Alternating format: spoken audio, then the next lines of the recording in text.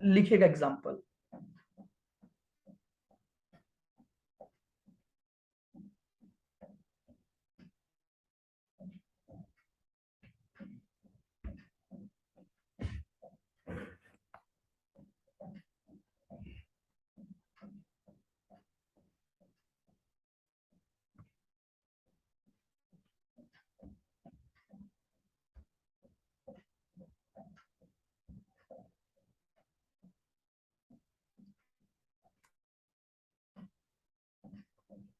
Mister A sold goods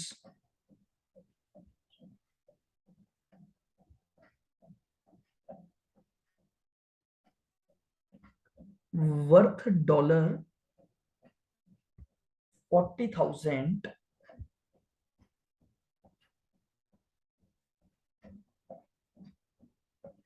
to be received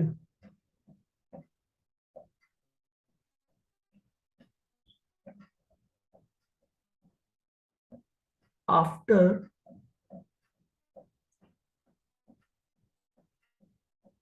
4 months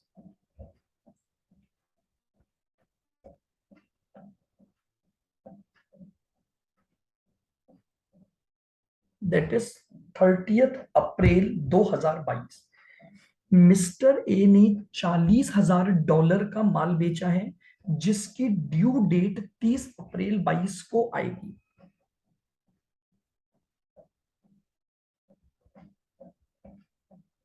mister A entered into a forward contract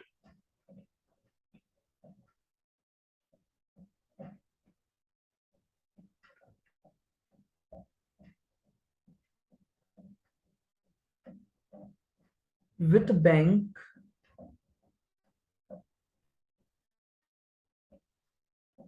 first January 2022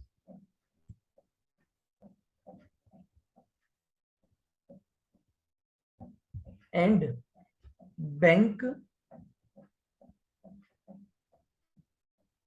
cover his position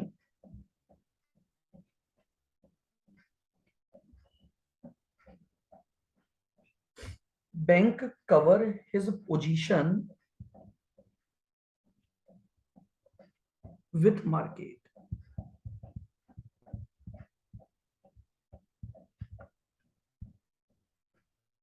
mister A ने bank के साथ एक forward contract कर लिया और bank ने immediately अपनी पोजीशन को मार्केट के साथ कवर कर लिया है।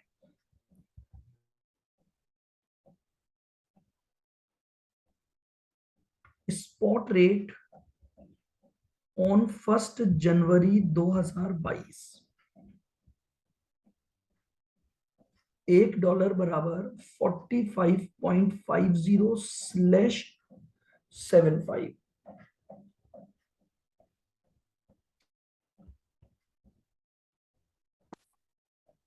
4 months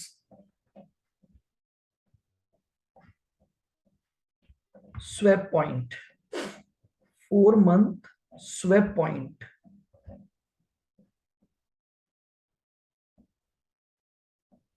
15 और 20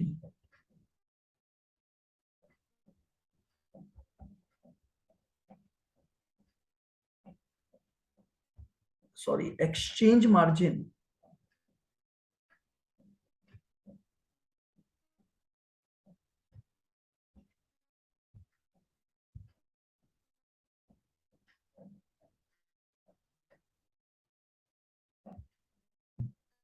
तो एक्सचेंज मार्जिन हो जाएगा आपका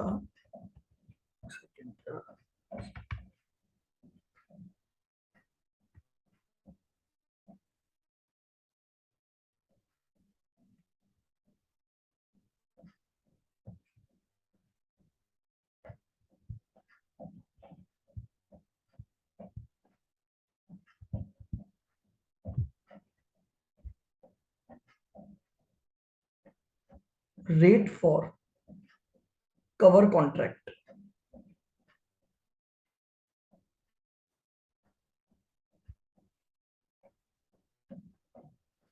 rate for cover contract.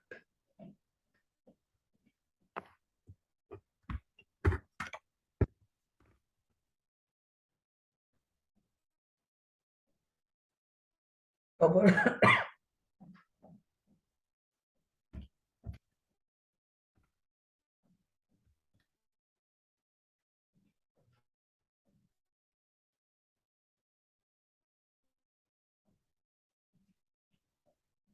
45.90, जो कवर कॉन्ट्रैक्ट आपने मार्केट के साथ लिया उसकी रेट ये थी।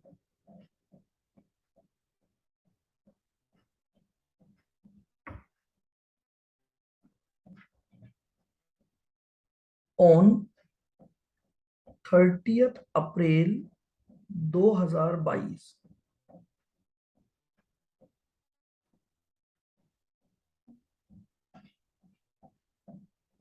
interbank rates are as follows.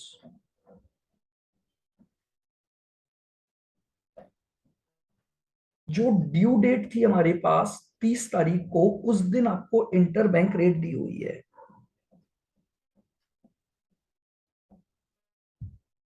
Spot rate $1 बराबर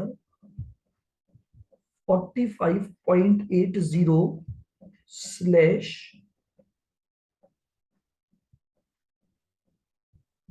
46.25।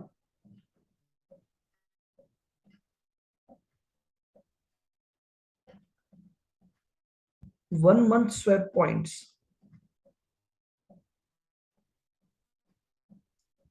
10 और 15।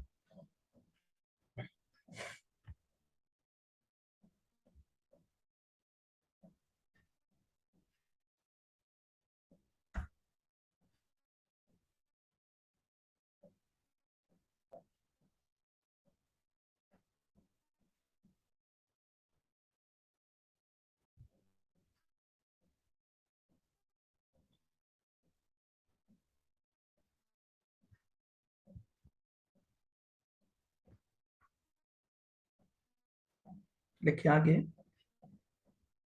On 10th May 2022 mister A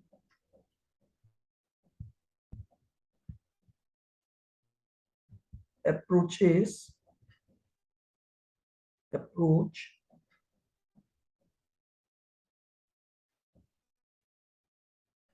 to bank for cancellation of contract। 10 मई को मिस्टर ए ने बैंक से अप्रोच की कि भैया मेरा जो फॉरवर्ड कॉन्ट्रैक्ट है वो क्या कर दो, कैंसिल कर दो। तो mister A approaches to bank for, लिखें, for cancellation of forward contract.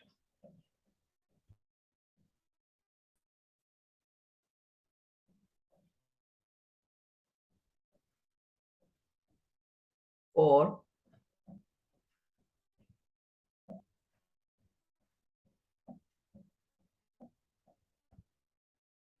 cancellation of forward contract।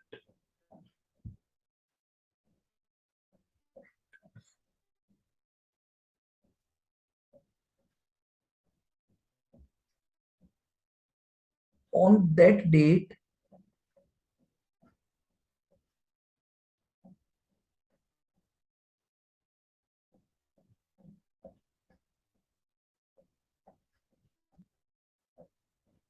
exchange rates are $1। On that date exchange rates are $1 बराबर 46.30/45।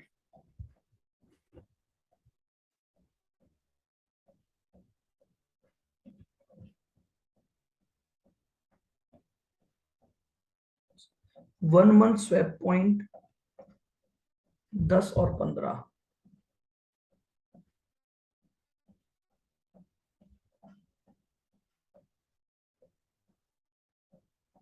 Interest rate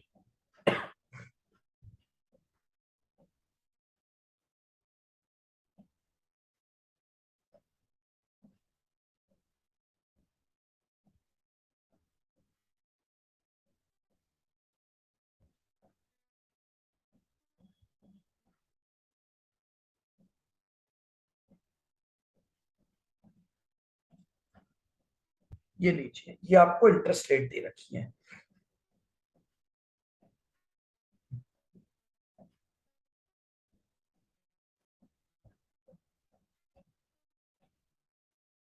calculate total amount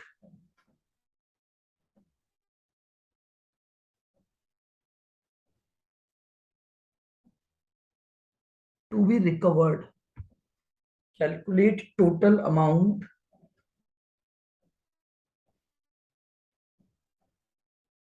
to be recovered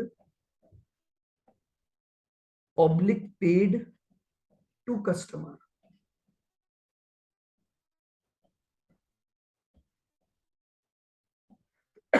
ये लीजिए, ये आपके पास पूरा एक example है after due date cancellation का। इतना सारा डेटा आपको गिवन होगा और अब आपको स्टेप बाय स्टेप पूरे क्वेश्चन को सॉल्व करना है।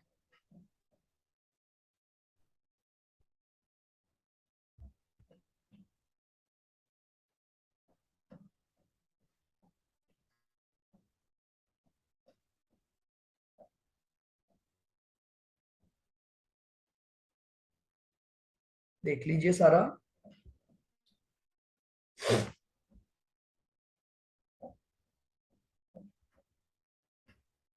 बताइए क्या सभी ने लिख लिया इस एग्जांपल को? सर।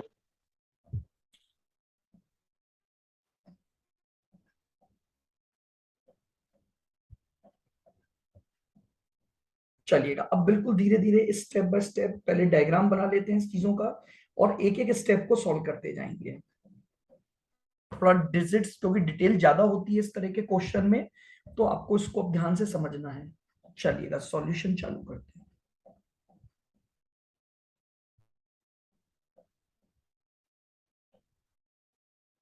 सबसे पहले तो मैं बनाऊंगा अपनी पूरी टाइमलाइन जिस पर सारे ट्रांजैक्शन को हम रिकॉर्ड करेंगे।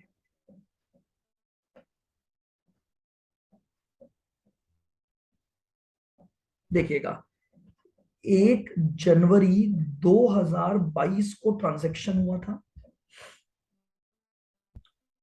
अब मेरी बात बिल्कुल ध्यान से सुनोगे। मिस्टर ए ने गुड्स एक्सपोर्ट किया था।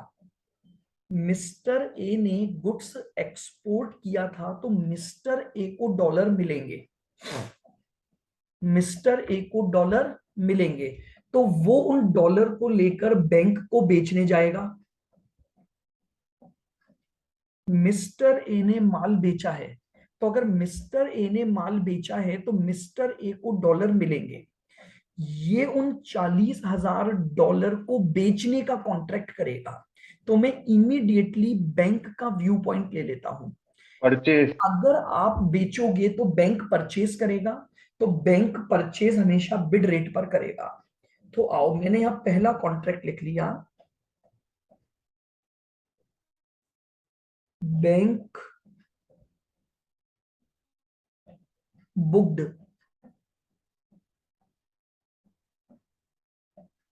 फॉरवर्ड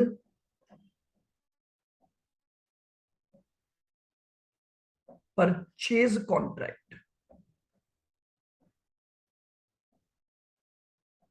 परचेज करोगे तो मैं यहां पर रेट्स का वो भी लिखते जाता हूं, नीचे रेटें बाद में निकाल दूंगा, ये बिड रेट सेलेक्ट हो जाएगी। बोलो यहां तक क्लियर? और इमीडिएटली काउंटर विथ मार्केट भी हो गया होगा। सेल।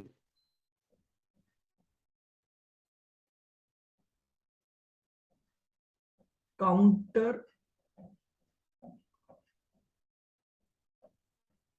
विथ मार्केट, और मार्केट के साथ हो गया होगा फॉरवर्ड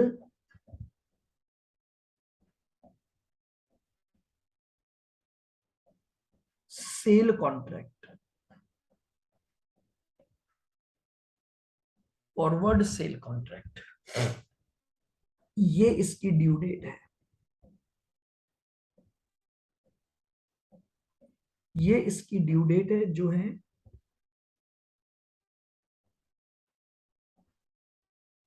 तो चलिए पहला काम यही मैं करता हूं, सबसे पहले मैंने जो ये दो कॉन्ट्रैक्ट लिखे इनकी रेटें देखता हूं। तो इसकी रेट मुझे निकालनी पड़ेगी, इसकी रेट मुझे क्वेश्चन में दी हुई है कि जो कवर कॉन्ट्रैक्ट हुआ था वो किस रेट पर हुआ। तो मैं पहली वर्किंग थोड़ा स्पेस लेके यहां चालू करता हूं, calculation of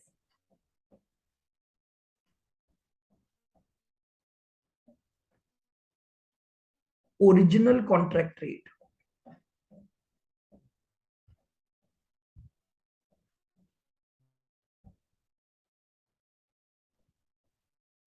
calculation of original contract rate,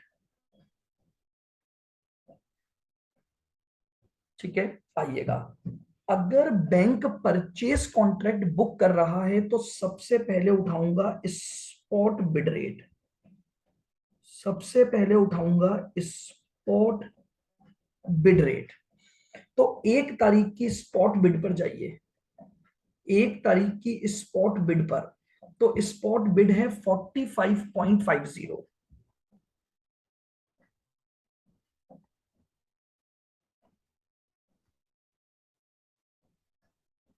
45.50 plus करूंगा 4 मंथ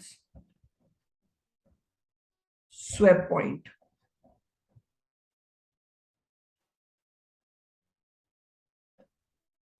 तो बिड के स्वैप पॉइंट 15 15 है और एक्सचेंज मार्जिन है अपना, माइनस हो जाएगा सर। तो माइनस हो जाएगा, तो 15 इसमें प्लस कर दीजिए,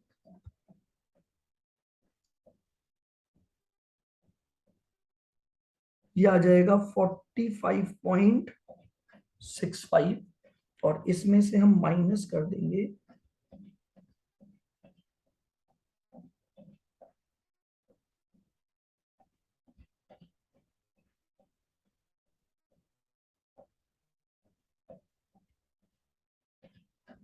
0.10%, तो ये हो गया 45.65 इंटू 0.10%, 0.0457, 45.65 माइनस 0.0457, 2 डिजिट्स में आ गया 45.6।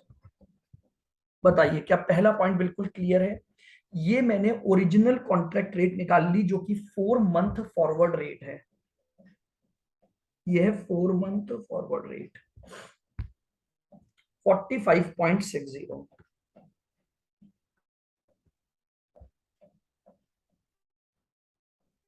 लीजिएगा 45.60 ये इस रेट पर हो गया, और मेरा जो काउंटर कॉन्ट्रैक्ट हुआ था उसकी रेट क्या दे रखी है मुझे, 45.90, मतलब इसी दिन मैंने मार्केट के साथ 45.90 का सेल कॉन्ट्रैक्ट भी बुक कर रखा था। यानी ओरिजिनली बैंक ने क्या सोच रखा था कि ड्यू डेट के दिन कस्टमर से 45.6 में खरीदूंगा और ले जाके मार्केट को 45.9 में बेच दूंगा, ऐसा बैंक ने सोच रखा था। अब ड्यू डेट पर आ जाओ, अब इमीडिएटली ड्यू डेट पर आ जाओ। तो ड्यू डेट के दिन न तो कस्टमर आया न कस्टमर की रिक्वेस्ट आई, ड्यू डेट के दिन न तो कस्टमर आया न कस्टमर की रिक्वेस्ट आई, तो बैंक को इमीडिएटली 2 कॉन्ट्रैक्ट करने पड़ेंगे, बैंक को इमीडिएटली 2 कॉन्ट्रैक्ट करने पड़ेंगे। बहुत ध्यान से सुनना, इस सेल कॉन्ट्रैक्ट को एग्जीक्यूट करना है आज, ये इसकी भी ड्यू डेट है। तो सेल करने के लिए आपने सोचा था कस्टमर से खरीदूंगा और मार्केट को ले जाकर बेच दूंगा, कस्टमर से खरीदूंगा और मार्केट को ले जाकर बेच दूंगा, ये 30 तारीख को आपकी सोच थी। अब कस्टमर नहीं आया तो आपको इमीडिएटली मार्केट से स्पॉट परचेस करनी पड़ जाएगी।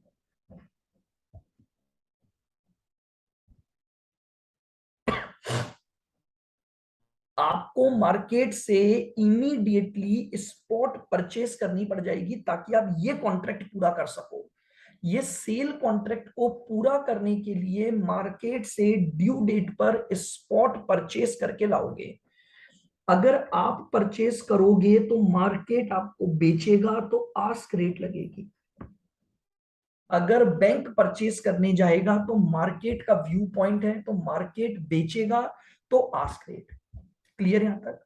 इमीडिएटली आपको इसका काउंटर दोबारा क्रिएट करना पड़ेगा, क्योंकि ये जो काउंटर कॉन्ट्रैक्ट था ये खत्म हो गया। ये जो काउंटर कॉन्ट्रैक्ट था वो खत्म हो गया, जबकि कस्टमर का कॉन्ट्रैक्ट अभी भी स्टिल एग्जिस्ट करता है। तो इमीडिएटली मुझे फिर एक फॉरवर्ड सेल करना होगा। मैं चेक करता हूं मेरे पास सबसे नेक्स्ट फॉरवर्ड कॉन्ट्रैक्ट कौन सा है। तो ऊपर जाओ, देखिएगा 30 तारीख को केवल मुझे 1 मंथ के स्वैप पॉइंट दिए हुए हैं। 30 तारीख को मुझे स्पॉट रेट के साथ केवल 1 मंथ के स्वैप पॉइंट दिए हुए हैं। तो इसका मतलब 30 तारीख के बाद जस्ट अगला जो कॉन्ट्रैक्ट है वो 1 महीने बाद का ही मैं कर सकता हूं।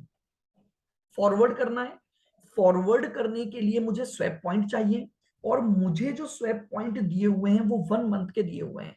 तो यानी मेरे पास जो नेक्स्ट अवेलेबल कॉन्ट्रैक्ट है वो 1 मंथ का कॉन्ट्रैक्ट है।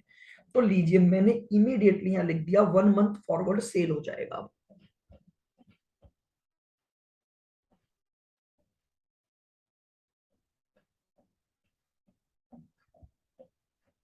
Cell.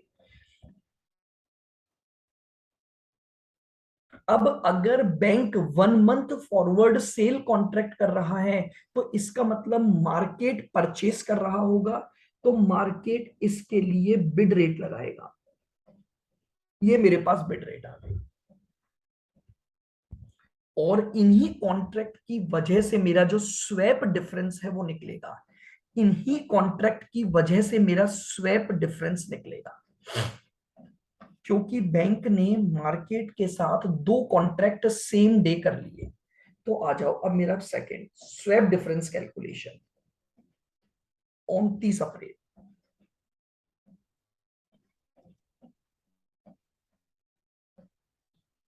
Swap difference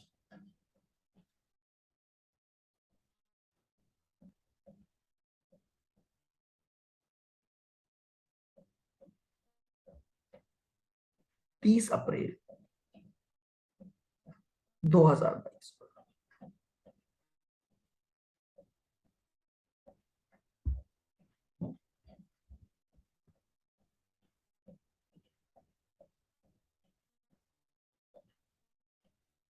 inflow rate. आओ, स्वैप डिफरेंस के जो 2 कॉन्ट्रैक्ट हुए हैं उसमें एक सेल हुआ होगा और एक परचेज हुआ होगा। तो सेल वाला जो कॉन्ट्रैक्ट है वो इनफ्लो को बताएगा, और जो परचेज वाला कॉन्ट्रैक्ट है वो आउटफ्लो को। तो आपने जो 1 मंथ फॉरवर्ड सेल किया है वो बिड पर किया है, तो बिड की रेट निकाल लो। तो 30 तारीख को स्पॉट बिड इतनी है, उसको फॉरवर्ड में कन्वर्ट करोगे तो बिड के पॉइंट जोड़ दो। वापस से देख लेना, ड्यू डेट पर 2 कॉन्ट्रैक्ट हुए होंगे, एक परचेज कॉन्ट्रैक्ट एक सेल कॉन्ट्रैक्ट। सेल का कॉन्ट्रैक्ट आपकी इनफ्लो की रेट को बताएगा, और जो परचेज का कॉन्ट्रैक्ट है वो आपके आउटफ्लो की रेट को बताएगा। तो मैंने सबसे पहले इनफ्लो की कॉन्ट्रैक्ट रेट देखी, तो इनफ्लो जो हो रहा था मुझे वो बिड रेट पर होगा। ये देखिए मैंने यहाँ पहले लिखा हुआ है बिड, और ये फॉरवर्ड है 1 मंथ की। तो स्पॉट बिड उठाओ और उसमें स्वैप पॉइंट ऐड कर दो। स्पॉट बिड उठाओ और उसमें स्वैप पॉइंट ऐड कर दो। तो स्पॉट बिड कितनी दे रखी है आपको 30 तारीख की? 45.80, 45.8 प्लस 0.10, 45.1।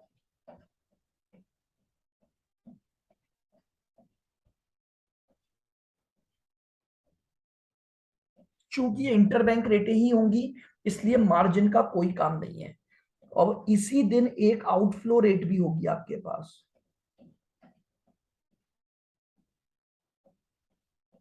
आउटफ्लो रेट आ जाओ।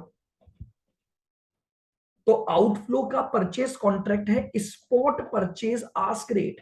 तो स्पॉट परचेज की आस्क रेट उठा लो। तो स्पॉट की आस्क रेट है 46.25। स्पॉट की आस्क रेट है 46.25। स्पॉट उठानी है, कोई स्वैप पॉइंट एडलेस नहीं होंगे। तो 46.25।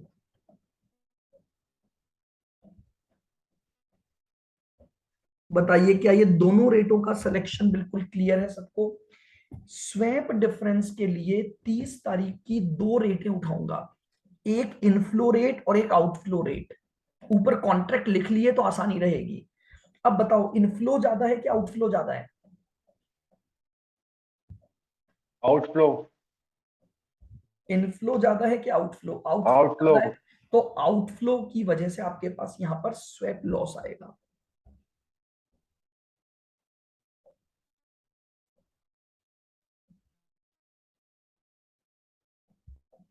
Swap loss 46.25 minus 45.9 0.35।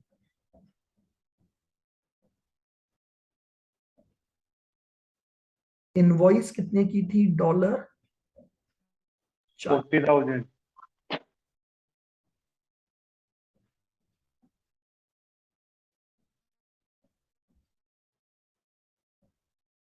Total swap loss ये लीजिए, ये आपका आंसर आ गया। ये मेरे पास दूसरी कैलकुलेशन आ गई स्वैप डिफरेंस की। मैं ड्यू डेट तक पहुंच चुका हूं और ड्यू डेट तक जो जो कैलकुलेशन थी वो मैंने यहां पर लिख दी है। अब क्वेश्चन को आगे बढ़ाता हूं, पहले डायग्राम पर आओ। अब कस्टमर आया 10 मई को, तो इसको फिर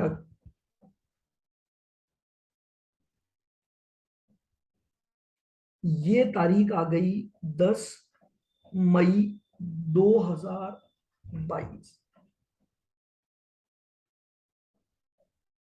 जिस दिन कैंसिलेशन रिक्वेस्ट आई है।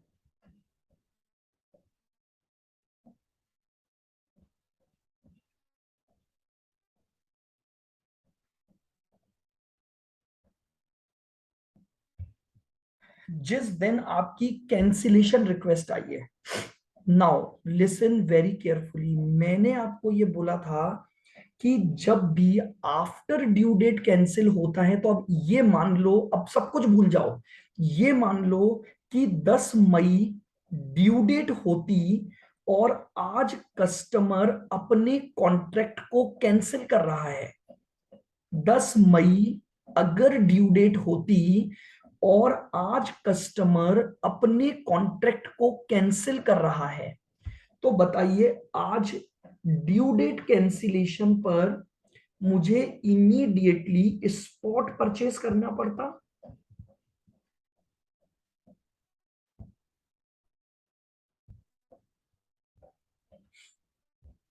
नॉर्मल रूल लगाओ ड्यू डेट कैंसिलेशन का। सोचो, जो कॉन्ट्रैक्ट कैंसिल हुआ है, ये बात मैं आपको बार बार बता रहा हूं, जो कॉन्ट्रैक्ट कैंसिल होता है तो परचेस कॉन्ट्रैक्ट कैंसिल था, तो ड्यू डेट पर अगर कैंसिलेशन लेता हूं तो सेम कॉन्ट्रैक्ट स्पॉट बेसिस पर होता है, और अगर अर्ली कैंसिलेशन मानते हैं तो सेम कॉन्ट्रैक्ट फॉरवर्ड बेसिस पर होता है। कभी भी भूल जाओ तो ये चीज याद रख लो, जब कस्टमर रिक्वेस्ट डाल रहा है, आप सोच के देखो ना, तो कस्टमर अपने परचेस कॉन्ट्रैक्ट को कैंसिल करवा रहा है, तो बैंक को इमीडिएटली परचेज ही बुक करना पड़ेगा। बस अंतर इतना है, वो स्पॉट परचेज होगा या फॉरवर्ड परचेज होगा। तो यहां स्पॉट परचेज करोगे तो मार्केट बेचेगा तो आस्क रेट लगेगी। बोलो यहां तक क्लियर? 10 मई को जब कस्टमर ने कैंसिलेशन रिक्वेस्ट डाली तो अज्यूम किया मैंने कि 10 मई ही अगर ड्यू डेट होती तो बैंक को क्या करना पड़ता इस कैंसिलेशन की वजह से।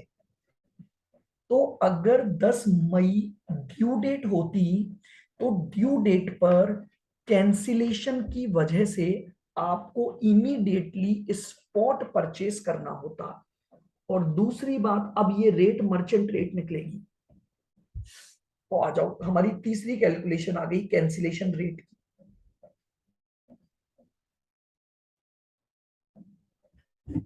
पॉइंट नंबर 3,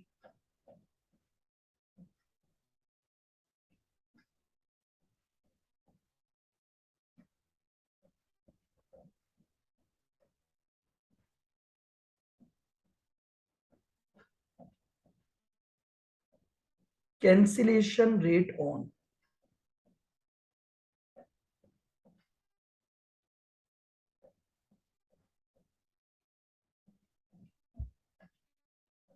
10 मई 2022।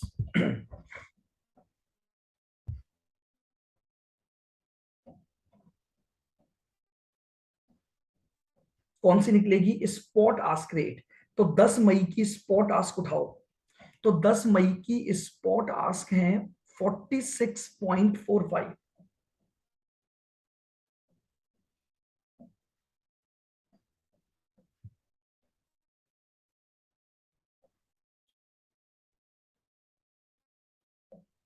46.45 आस्क रेट उठाइए और इसको मर्चेंट रेट बनाना है तो एक्सचेंज मार्जिन प्लस करना पड़ेगा एट द रेट 0.10%। 46.45 इंटू 0.10%।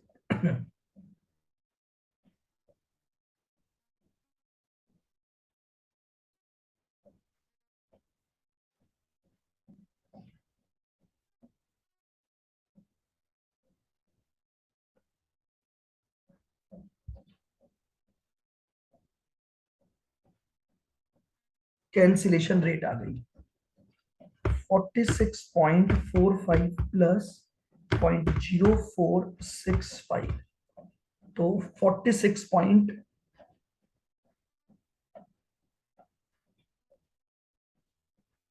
और चूंकि हम 2 डिजिट राउंडेड ऑफ करके चल रहे हैं तो 46.50।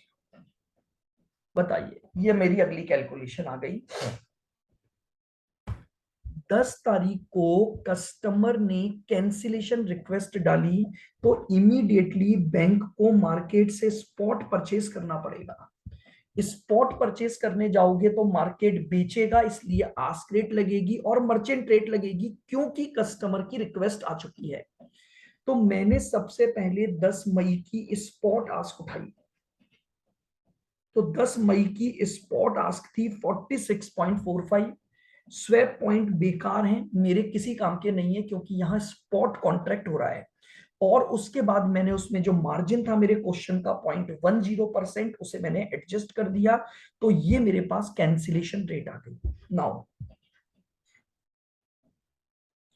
अगर कस्टमर से खरीदता तो 45.60 में खरीदता। कैंसिलेशन चार्जेस की बात कर रहा हूं या गेन और लॉस की। कस्टमर से अगर मैं खरीदता तो मैं कस्टमर से 45.60 में खरीदता।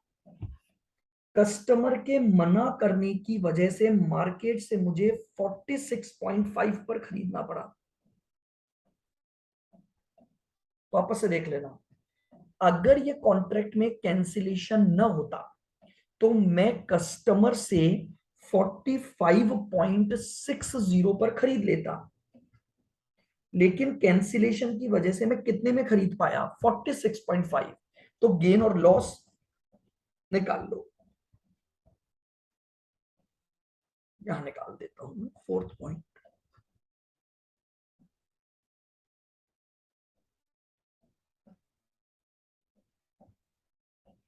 गेन और लॉस ड्यू टू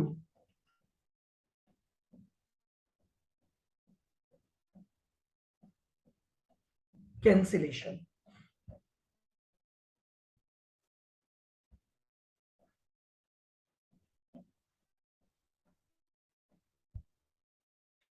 सबसे पहले ओरिजिनल कॉन्ट्रैक्ट रेट,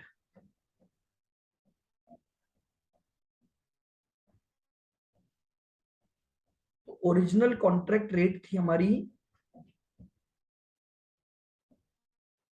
45.60।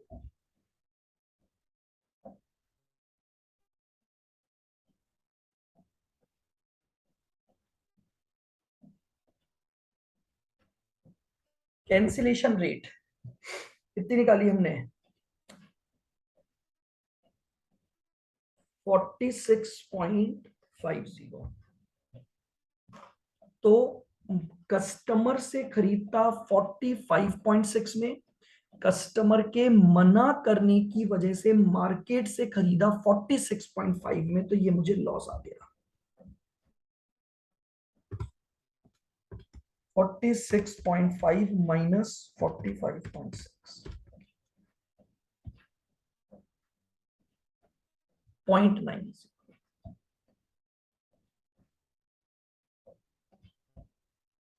इनवॉइस कितने की इनवॉइस थी? 40,000।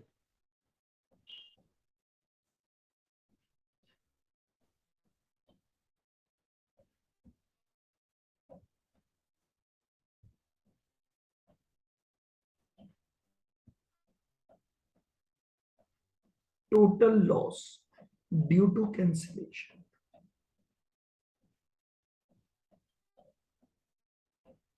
कैंसिलेशन की वजह से मेरा टोटल लॉस हो गया 36,000।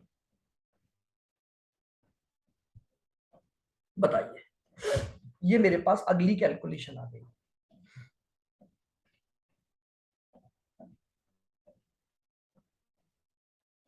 Next, interest calculation.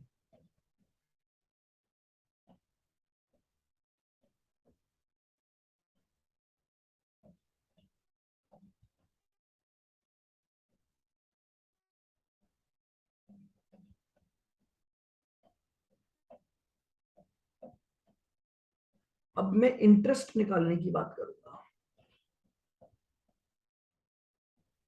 सबसे पहले तो पीरियड लिख लो,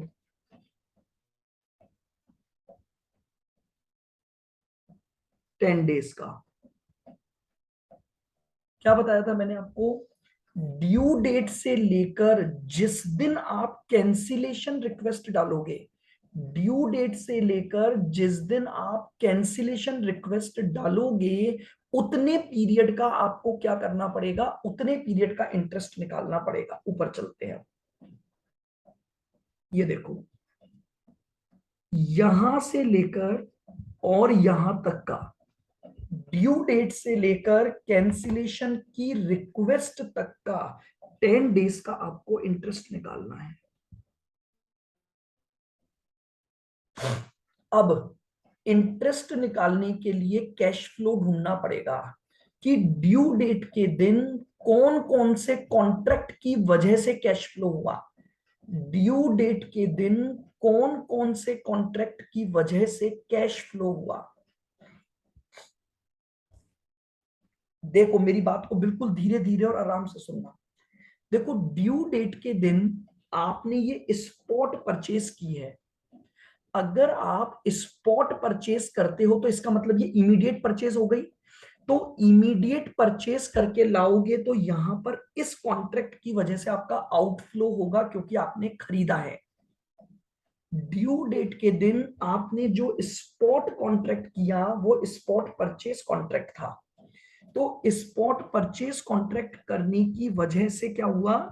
आपका आउटफ्लो हुआ। तो ये जो यहां कॉन्ट्रैक्ट हुआ ये तो हुआ आउटफ्लो, आउटफ्लो। अब आपने ये परचेस करके किया क्या था जानते हो? इस सेल कॉन्ट्रैक्ट को एग्जीक्यूट किया था। आप ये परचेस करने क्यों गए थे? क्योंकि आपको ये सेल कॉन्ट्रैक्ट एग्जीक्यूट करना है। तो जब आपने परचेस किया तो आउटफ्लो हुआ, और अगर आप सेल करके आ गए उसे तो ये आपका इनफ्लो हो गया। ड्यू डेट के दिन ये दो कॉन्ट्रैक्ट आपके सेटल हुए हैं। यानी इन दो कॉन्ट्रैक्ट की वजह से आपका कैश फ्लो जनरेट हुआ है। ड्यू डेट के दिन इस कॉन्ट्रैक्ट को सेटल करना था, तो सेटल करोगे ही करोगे, तो सेल कॉन्ट्रैक्ट को सेटल करोगे तो इनफ्लो होगा। लेकिन इस सेल को करने के लिए स्पॉट मार्केट से परचेज भी करनी पड़ेगी आपको। तो अगर आप स्पॉट मार्केट से परचेस करके लाए तो आपका आउटफ्लो होगा। मुझे दो रेटें मिल गई। इनफ्लो की रेट है 45.90 और आउटफ्लो की रेट अभी अपन देख लेते हैं क्या थी स्पॉट परचेस की। इंटरेस्ट के पॉइंट को समझ लो। इंटरेस्ट 10 दिन का लगेगा। ड्यू डेट से लेकर कैंसिलेशन रिक्वेस्ट तक का इंटरेस्ट आप निकालोगे। सर एक वो ड्यू डेट के दिन क्या बोला था सर आपने? भाई ड्यू डेट के दिन देखो एक्चुअल मनी कहां सेटल हुई है। अच्छा। तो ड्यू डेट पर क्या आपको इस सेल कॉन्ट्रैक्ट को पूरा करना था कि नहीं करना था? करना था ना सर। तो सेल कॉन्ट्रैक्ट एग्जीक्यूट करोगे तो पैसा आएगा कि जाएगा? सर इससे तो पैसा आएगा सर, इससे तो जाएगा सर ये मेरा आउटफ्लो। इनफ्लो हो गया। हाँ। अब ये सेल करने के लिए मुझे पहले परचेज भी तो करनी पड़ी थी। जी सर। तो मैंने ये जो स्पॉट परचेज की, इस स्पॉट परचेज से मेरा आउटफ्लो हुआ। हाँ सर। तो दो रेटें आ गई मेरे पास। इन्हीं दोनों रेटों से मेरा इंटरेस्ट निकलेगा। तो बताओ, इनफ्लो रेट तो हो गई 45.9। तो नीचे आ जाओ।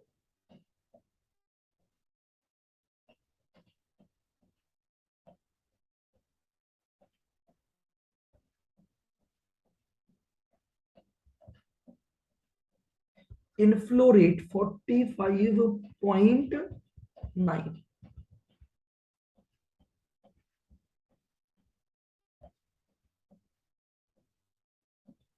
आउटफ्लो रेट,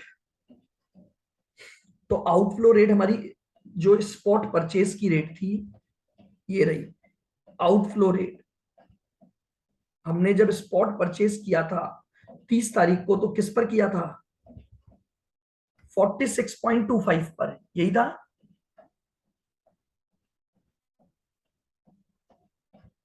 यहां से भी ले सकते हो, आउटफ्लो रेट थी 46.25।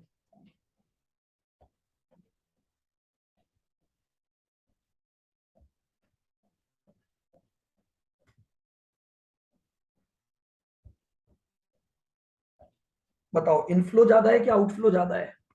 आउटफ्लो।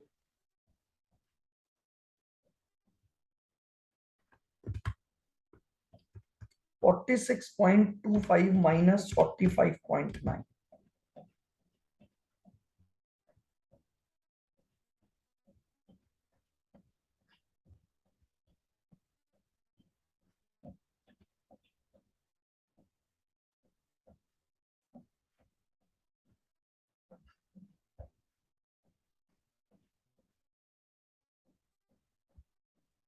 Total outflow 0.35 into 40,000। इस पर इंटरेस्ट निकाल लो।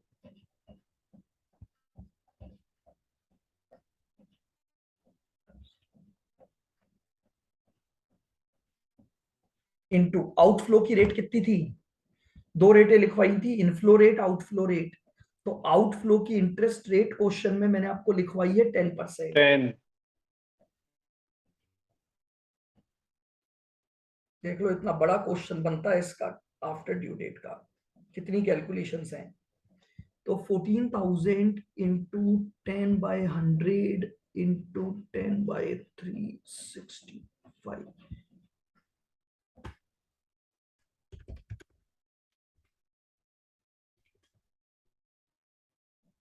38.36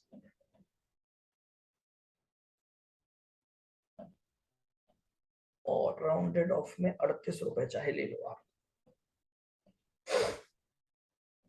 ये आपका इंटरेस्ट हो गया। अब सारी कैलकुलेशन हो गई। अब last chart, total amount customer से क्या रिकवरेबल होगा आपका, तब ये क्वेश्चन खत्म होगा। तो पॉइंट नंबर 6,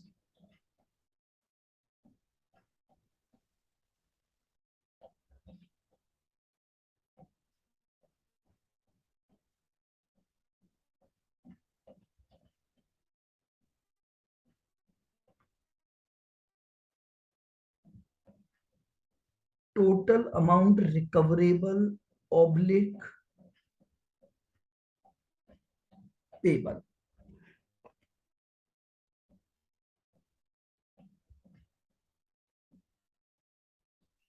सबसे पहले आओ स्वैप पर। स्वैप का रूल क्या था? अगर स्वैप डिफरेंस लॉस है तो कस्टमर से रिकवर करोगे, और गेन है तो बैंक खुद रख लेगा, कस्टमर को लौटाएगा नहीं। तो यहां पर स्वैप लॉस हुआ था, हो जाएगा सर। तो स्वैप लॉस। कितने का स्वैप लॉस हुआ था? 14 हम्म सर बता रहे हैं सर, 14,000 का। तो स्वैप लॉस आ गया 14,000, कस्टमर से ले लूंगा। कैंसिलेशन के 36,000 sir.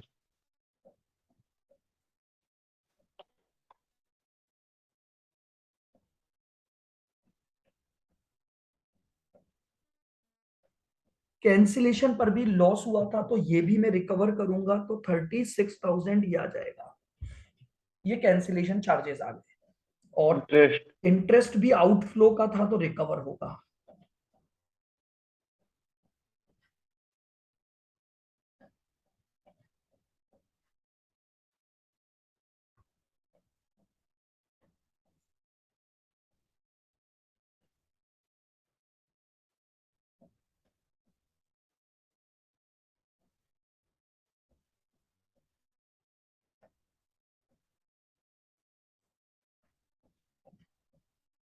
Total amount recovered from customer 14 plus 36 plus 38, 50038।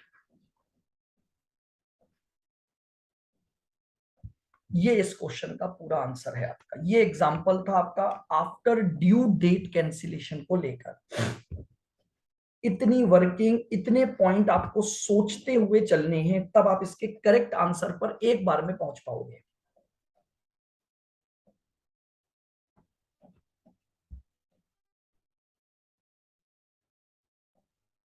देख लीजिए, आपको कोई पॉइंट पूछना हो, पूरे क्वेश्चन को आराम से 5 मिनट दो, 10 मिनट दो, हर एक पॉइंट को समझो कि इसकी वैल्यू कैसे आई है, ये हमने कैसे डायग्राम बनाया, ताकि क्लियर होनी चाहिए। देखो, प्रैक्टिस करनी पड़ेगी नो डाउट इसकी, तभी जाके स्पीड आएगी।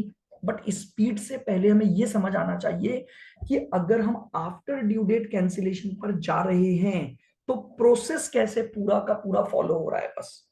और प्रोसेस के लिए आपको ये डायग्राम तैयार करना, और डायग्राम के साथ साथ सारी रेट्स को आइडेंटिफाई करना, कॉन्ट्रैक्ट्स को आइडेंटिफाई करना आना चाहिए।